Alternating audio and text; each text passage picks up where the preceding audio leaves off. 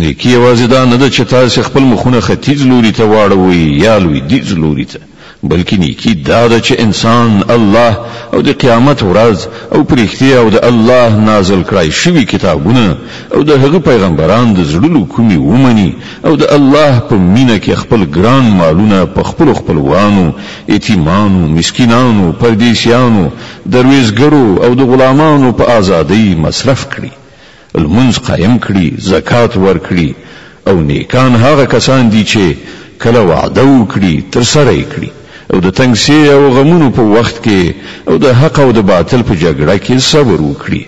همدا ریښتینی او همدا پرهیزګار خلک دي.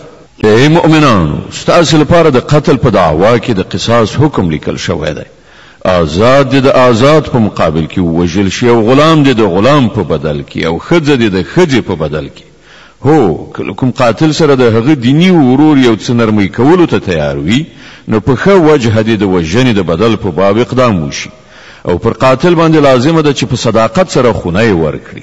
دا ستاسو د رب له خوا سانتیا او رحمت ده.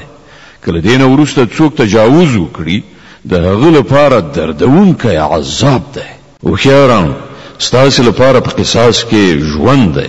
په کار ده چې له دې قانون نه سر و نه غړوي. پر تاسو باندې فرض کړی شوی ده چې کله له تاسو نه د کوم یو د مرګ وخت را نږدې شي او هغه له ځانه وروسته مال پرېږدي، نو مور، پلار او خپلوانو ته دې په مناسبه توګه وصیت وکړي. دا حق دی پر پرهیزګارانو. نو چا چې وصیت واورید او بیا هغه بدل کړ، نو د هغه وبال به د بدلونکو په غاړه وي. الله د هر څه اوریدونکی او په هر څه پوهیدونکی دی.